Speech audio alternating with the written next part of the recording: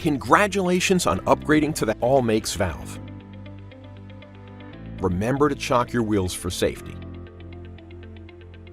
Assemble your tools and keep the instructions to refer to during this replacement.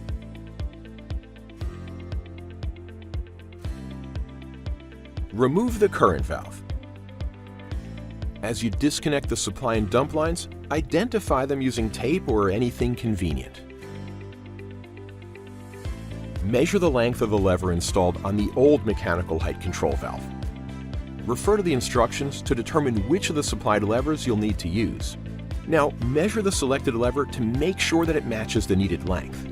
Take a look at the valve you've removed to identify the location of the suspension ports, supply ports, and dump pilot port.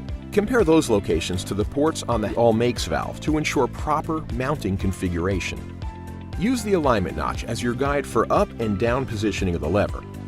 The alignment notch is located on the edge of the rotating cap. Mount the new valve in place using the supplied push-to-connect fittings to attach the supply and dump lines. Test valve operation for both raise and lower or dump functionality.